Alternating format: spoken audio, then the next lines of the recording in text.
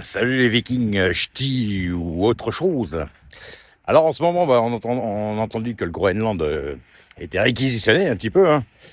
Il y a Donald Trump qui essaye de le récupérer pour lui, et puis pour garder sa zone d'influence, parce qu'évidemment, les États-Unis sur la zone d'influence mondiale ils sont en train de reculer. Après, vous avez le Venezuela, l'Argentine, tous les pays qui sont derrière, pays des Mercosur, comme on parle en ce moment. Et vous avez les pays de la coalition, aussi bien dans l'Union européenne, c'est-à-dire les pays comme l'Allemagne, non, plus l'Angleterre parce qu'il n'y est plus. Enfin, voilà, l'Allemagne, la France. Et vous avez des pays qui sont hors Union européenne, donc l'Angleterre, la Norvège. Et vous avez la Suède qui fait partie, enfin, plus ou moins, enfin bref, voilà. Donc ils sont en train de faire une coalition parce qu'ils disent on peut très bien être attaqué. Alors ils ont peur d'être attaqués ou par un Trump ou de l'autre côté que Poutine il essaie d'avoir son mot à dire aussi. Ce sont les zones d'influence. Il y a 3 superpuissances.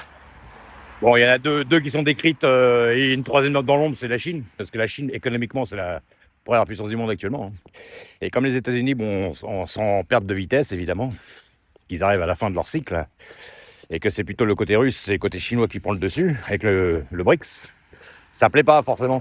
Donc voilà, comme dans une vidéo que j'ai entendu, ils essayent un petit peu de négocier, en fait, les territoires là-bas pour avoir des zones d'influence. Donc, au lieu d'être des superstructures mondiales d'influence, ça sera des continents maintenant. Ils ont compris qu'il fallait qu'ils freinent un petit peu parce qu'on risquait la guerre. Mais tout risque de guerre n'est pas écarté. Mais enfin bon, je pense pas quand même qu'ils iront jusque-là. Peut-être quelques conflits à la rigueur, mais une guerre totale, je ne pense pas. Mais enfin voilà, c'est ça qui se passe. Donc vous avez une coalition des pays, hein, aussi bien ceux qui sont dans l'Union européenne que ceux qui sont hors Union européenne, parce qu'ils ont compris qu'il fallait essayer de rééquilibrer un petit peu tout ça, parce que ça commençait à sentir le roussi. Et c'est ça qui se passe. Voilà. Alors, rien n'est gagné pour personne de toute façon encore, hein. Mais il y avait un déséquilibre très accentué d'un côté, qui commence à s'estomper un peu. Alors évidemment, vous avez les anti-Trump, vous avez les gens qui sont un peu avec Trump, vous avez les gens qui sont avec Poutine, les gens qui sont contre Poutine, les gens qui sont avec Macron, les gens qui sont contre Macron, les gens qui sont avec l'UE, les gens qui sont contre l'UE. Mais en fait, tout ça, c'est pas une question d'être pour ou contre. C'est une question qu'il faut garder un équilibre dans tout ça.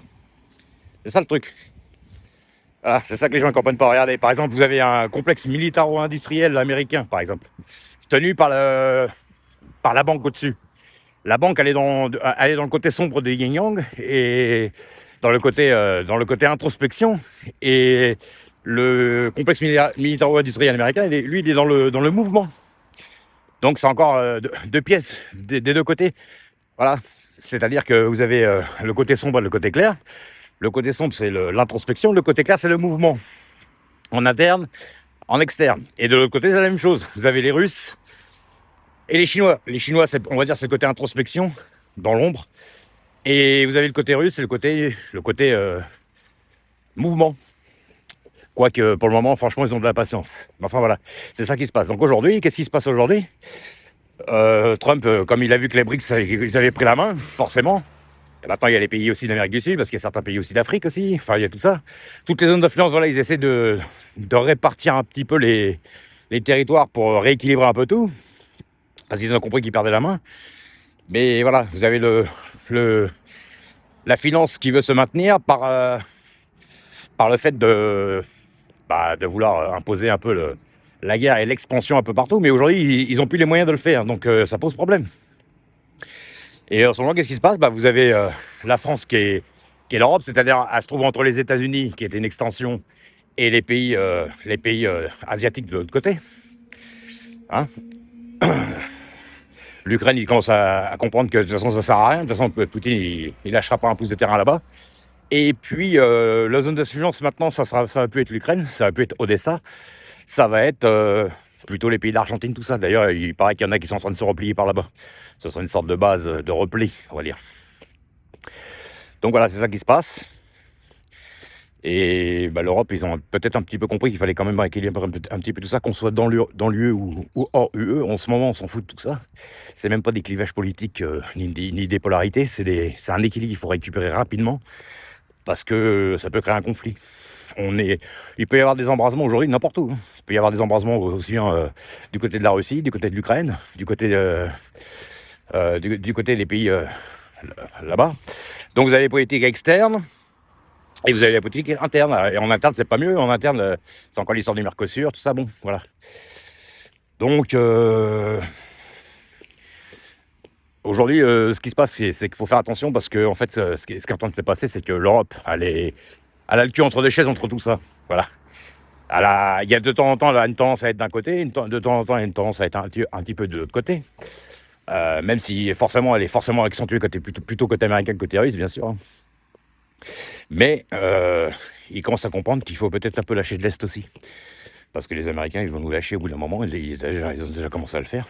Et comme vous avez vu, et maintenant, il y a les pays scandinaves qui ont compris ils ont compris la douille et ils commencent à s'en mêler. Surtout que le Groenland, c'est proche de tous ces pays-là, quoi. Donc, vous avez l'Islande, vous avez le Groenland qui est juste après. Donc, à côté, enfin, les Américains, évidemment, ils pensent que ça leur appartient plus, sans leur appartenir, parce que c'est tenu par le Danemark. Mais enfin, ils pensent qu'ils ont une zone d'influence ici là-bas parce que c'est proche du Canada, mais ils sont pas d'accord avec ça. Mais enfin, voilà, ce qui se passe, c'est un jeu de cartes qui est redistribué. Chacun essaye de récupérer de récupérer les zones d'influence. Et puis, Trump, lui, le problème, c'est que Trump, il se heurte au mondialisme et il se heurte aussi à la redistribution des cartes du monde avec le BRICS, tout ça.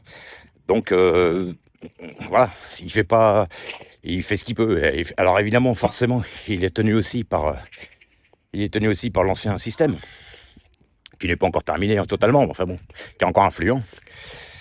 Même s'il est indépendant, il a quand même des comptes à rendre, donc il peut pas faire non plus ce qu'il veut. Donc c'est pour ça, je veux dire, voilà, tout ça, dit dans une vidéo qui dure quelques minutes, c'est facile à dire. Maintenant, pour remettre tout ça, rééquilibrer tout ça et tout, ça prend du temps. Ça va pas se faire en 5 minutes. Voilà. Donc, ce qui se passe aujourd'hui, c'est un énorme jeu de cartes où chacun voilà, il y a un mec qui est là, un croupier, il est en train de redistribuer les cartes. Tiens, ça c'est pour la Chine, ça c'est pour les Russes, ça c'est pour les Américains, ça c'est pour la finance américaine, ça c'est pour le Mercosur, voilà, c'est ça qui se passe. Donc, étant donné qu'aujourd'hui le monde unipolaire américain, qui a été multipolaire, comme je le disais une fois, et c'est pas moi qui le dis, c'est logique de toute façon, était multipolaire avec les Russes, qui sont devenus maintenant multipolaires, avec tous les pays du BRICS, qui sont forcément en perte de vitesse, évidemment. Donc ils essaient de récupérer des territoires pour essayer de rééquilibrer un peu la balance. Mais là pour le moment, la balance maintenant, elle est déséquilibrée dans le fait qu'il y a un côté qui perd la main et qui veut la guerre, mais elle est aussi déséquilibrée de l'autre côté, parce que maintenant c'est l'autre côté qui a plus d'influence que le côté ouest. Donc eux, forcément, ils n'entendent pas de cette oreille. C'est logique, hein. Voilà, putain.